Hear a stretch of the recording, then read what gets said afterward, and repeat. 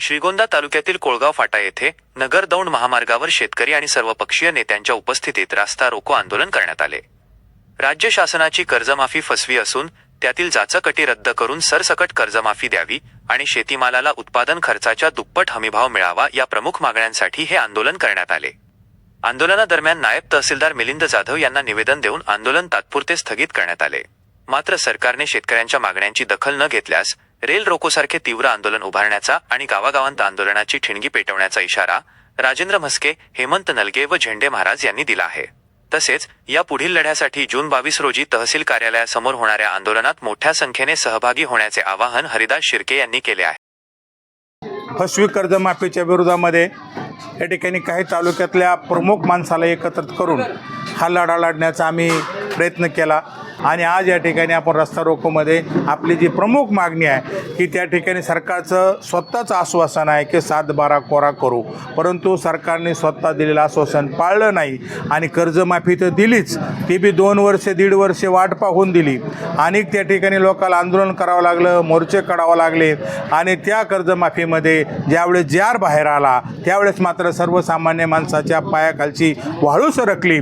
या कर्जमाफीमध्ये कोणालाच लाभ मिळणार नाही अशी परिस्थिती त्या ठिकाणी त्या जारमध्ये आहे। 19ला ज्याला लाभ झाला त्याला तो लाभ मिळणार नाही, ज्याला 50,000 रुपयाचा लाभ द्यायचा आहे त्याने आधी पहिले असणारी त्याची 1 लाख असेल 1.5 लाख असेल ती वरची रक्कम भरायची, मग त्याला तो लाभ मिळणार आहे। 19ला ज्याला लाभ झाला त्याला सुद्धा 50,000 देणार आहेत, पण ते सुद्धा त्याने ते कर्ज भरल्याशिवाय देऊ शकत नाही।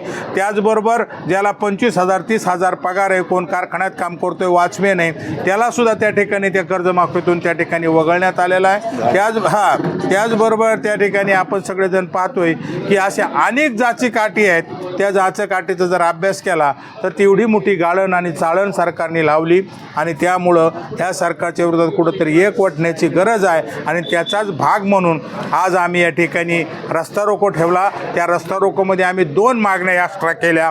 एक MSEBनी अतिरिक्त भरनेम लादलेला आहे आणि ग्रामीण भागात गावठाण सोडलं तर संध्याकाळी 6 ते 9 लाईट नसते, अभ्यासाचा प्रश्न आहे, इचूकाट्याचा प्रश्न आहे, लोकांच्या जेवणाचा प्रश्न आहे आणि तोंडात घास घालायला सुद्धा अंधारात घालावं लागतोय आणि म्हणून करता ते भरनेम जे केले 6 ते 9 ते रद्द करावं। आणि दुसरी आमची मागणी आहे कवरही जरी कर्जमाफी असल्या फसटूट केल्या तरी शेतकरी त्यातून बाहेर येणार नाही। शेतकरी जर बाहेर आणायचा असेल तर एकदा 7/12 कोरा करणे आणि त्याला हमीभाव देणे। हमीभाव म्हणजे काय तर आम्ही शेतकऱ्या 1 एकराला जर 50,000 रुपये खर्च करत असेल तर त्याच्या दुप्पट बाजारभाव म्हणजे जर 50,000 खर्च झाला तर 1.5 लाख रुपये तरी त्या शेतीतून उत्पन्न आलं पाहिजे, अशा त्या ठिकाणी त्या योजना करावी आणि किमान एकरामध्ये 1 लाख रुपये शेतकऱ्याच्या पदरात पडावं। 1 एकराचं पीक आणायला 4 महिने लागतात कमीत कमी आणि काही पीक आहेत 6 महिन्याच्या खाली येत नाहीत। एका कुटुंबात किमान 2 पोरं आणि 1 नवरा बायको म्हणलं तर 6 माणसं आहेत, 4 माणसं आहेत 6 माणसं आहेत आणि अशा माणसांनी 6-6 महिने जर समजा ह्या शेतीच्या जीवावर तर त्याला आत्महत्या करण्याची वेळ येईल आणि म्हणून करता उत्पन्न खर्चावर दुप्पट हमीभाव हाच एक पर्याय आहे। आणि जर सरकारने आता 7/12 कोरा केला तर त्यांनी अधिवेशनात निर्णय करावा की आम्ही 20 वर्षे कर्जमाफी करणार नाही तरी आम्ही ते स्वीकारू, आम्हाला तुम्ही कोणत्याच सवलती देऊ नका तरी आम्ही स्वीकारू, पण तुम्ही फक्त आम्हाला खतं पाणी बी बियाणं ही वेळेवर द्या आणि कमी दरात द्या आणि आम्ही पिकवलेल्या मालाला हमी भाव द्या, एवढाच अजेंडा आमचा आहे। आता जनता पेटलेली आहे, उद्याच्याला उद्रेक होणार आहे। रोहित पवाराला दिलेलं आश्वासन उद्याच्याला ते पूर्ण होते। उद्या 20 तारखेला जर मुख्यमंत्र्यांनी बैठक घेऊन निर्णय नाही घेतला तर आम्ही 22 तारखेला श्रीगोंदा तहसील कार्यालयावर भव्य त्या ठिकाणी शेतकऱ्याचा मोर्चा आणणार आहोत आणि त्या मोर्चातून आम्ही पुन्हा एक महाराष्ट्र सरकारला संदेश देणार आहे आणि त्याचं पुढचं आंदोलन आमचं ते त्या ठिकाणी गावागावात उभा राहणार आहे। आणि म्हणून करता या तालुक्यातले राष्ट्रवादीचे माझे सहकारी मित्र या ठिकाणी हरदास शिर्के आहेत, हे सगळे पैतर पक्षाचे जे प्रमुख आहेत त्यांनी या ठिकाणी आपण सगळ्यांनी या सरांच्या नेतृत्वाखाली या ठिकाणी आपण रस्ता रोको केला। त्या रस्ता रोकोला आपण आल्याबद्दल मनापासून मनापासून धन्यवाद देतो. आणि ही लढाई आमची सुरू झाली. ही लढाई आमची जोपर्यंत उतारा कोरा होत नाही तोपर्यंत मरण आलं तरी चालेल, पण माघार नाही. ही भूमिका व्यक्तिगत माझी तरी आहे. लोक किती साथ देतील, किती बरोबर येतील तो नंतरचा प्रश्न आहे. पण ही घेतलेला ते विषय जो हातात आहे त्या सर्व शेतकऱ्याला कोणी वाली राहिला नाही. त्याचा आता वाली म्हणून आम्हाला सगळ्याला एकत्र व्हायचं आहे. आम्ही बघितलेलं आहे की लाखोचे मोर्चे निघाले, मराठ्यांचे नेतृत्व नव्हतं तरी समाज एकत्र आला, जिल्ह्यात एकत्र आला. हा तर शेतकऱ्याचा प्रश्न आहे. आणि मला विश्वास आहे की या राज्यातला शेतकरी, तालुक्यातला शेतकरी जागा होऊन उद्याच्याला जो शेतकऱ्याच्या प्रश्न पुढे येईल त्याच्या पाठीमागे उभा राहील अशी भूमिका या ठिकाणी लोकांना पटवून देणं. आणि हाच आमचा आंदोलनाचा अजेंडा आहे. आणि हा अजेंडा परत नेऊ, शेवटपर्यंत नेऊन आम्ही शेतकऱ्याला न्याय देऊ, एवढीच आमची भूमिका आहे. शेतकऱ्यांची किती फसवणूक या सरकारने केलेली आहे हे आता अडाण्यातल्या अडाण्यात शेतकऱ्याला सुद्धा या ठिकाणी कळत आहे.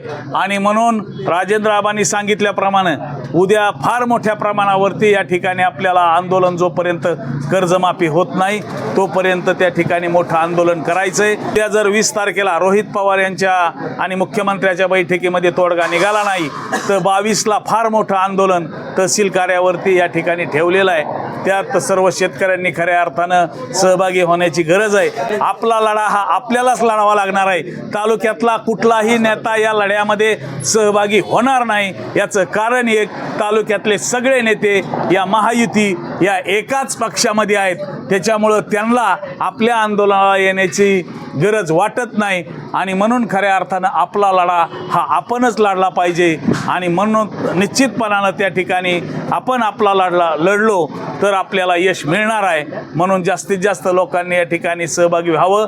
सर्वपक्षीय नेत्यांनी जी भूमिका घेतलेली आहे त्या भूमिकेला मी राष्ट्रवादी काँग्रेस पार्टी शरद पवार गटाचा अध्यक्ष या नात्यानं त्या ठिकाणी त्यांच्याबरोबर सतत राहण्याची या ठिकाणी मी भूमिका जाहीर करतो. आज या ठिकाणी सर्व शेतकऱ्यांना एक 2-3 दिवसामध्ये आवाहन करण्यात आलं होतं. आणि त्या आव्हानाला प्रतिसाद देत कोळगाव परिसरातील आणि सर्व श्रीगोंदा तालुक्यातील सर्व शेतकरी आणि सर्व कार्यकर्ते मोठ्या संख्येने या ठिकाणी रस्ता रोको आंदोलनासाठी उपस्थित राहिल्याबद्दल मी सर्वांचं स्वागत करतो, आभार मानतो. खरं तर शासनाने जी कर्जमाफी योजना पुण्यश्लोक अहिल्यादेवी होळकर जाहीर केलेली आहे ही अतिशय फसवी योजना आहे. गेल्या 15 वर्षापासून या देशामध्ये कुठल्याही पिकाला बाजारभाव नाही. प्रत्येक वर्षी वाढ व्हायला पाहिजे तर वाढीच्या ऐवजी पिकांचे दर कमी होऊ राहिलेले आहेत. हा कसला न्याय आहे? शेतकऱ्यावर हा फार मोठा अन्याय आहे. जर शेतकऱ्याला शासनाने योग्य बाजार दिला तर कर्जमाफीसुद्धा आम्हाला मागण्याची वेळ येऊ नये अशी आमची अपेक्षा आहे. परंतु कर्जमाफी देत असताना या ठिकाणी पिकांचे बाजार कमी आणि खतांचे बाजार मात्र आवाढव्य अतोनात वाढलेले आहेत. मजुरीचे बाजारभाव वाढलेले आहेत, ट्रान्सपोर्टचे बाजारभाव वाढलेले आहेत, डिझेल पेट्रोलचे बाजारभाव वाढलेले आहेत. आणि या तुलनेत शेतकऱ्याच्या शेतीमालाला कसलाच भाव मिळत नाही. त्यामुळं शासनाला हात जोडून विनंती आहे की याच्यामध्ये लक्ष घाला. पिकांनाही बाजारभाव द्या, कांद्यालाही बाजारभाव द्या आणि यावेळेची कर्जमाफी ही सरसकट करा अशा पद्धतीचे विनंती करतो. आणि 20 तारखेला उद्या जे मीटिंग बैठक होणार आहे त्यामध्येच निर्णय द्या, नाहीतर सगळ्या महाराष्ट्रामध्ये हे आंदोलन पेटणार आहे आणि त्याला शासनाला सामोरं जावं लागणार आहे. आज कोळगाव या ठिकाणी समस्त शेतकऱ्यांच्या वतीने भव्य रास्ता रोको आंदोलन या ठिकाणी झालं. शेकडो शेतकऱ्यांनी यामध्ये उत्स्फूर्त प्रतिसाद या ठिकाणी दिलेला आहे. शेतकरी कर्जमाफीच्या मुद्द्यावरती शेतकरी या ठिकाणी आक्रमक होत चाललेला आहे. आमची राज्य सरकारला या ठिकाणी विनंती आहे की शेतकऱ्यांनी अजून आक्रमक होण्याच्या अगोदर आपण दिलेल्या शब्दाप्रमाणे संपूर्ण कर्जमाफी द्यावी, 7/12 कोरा करावा. यानंतर आता लगेच 25 तारखेला चिखली या ठिकाणी रास्ता रोको होणार आहे. आणि तरी सुद्धा या अधिवेशनामध्ये 22 तारखेला त्यांनी शब्द दिलेला आहे की मीटिंग लावून निर्णय घेऊ. 22 तारखेला निर्णय जर झाला नाही तर त्यानंतर जे आंदोलन होतील ते रेल रोकोसारखे आंदोलन होतील.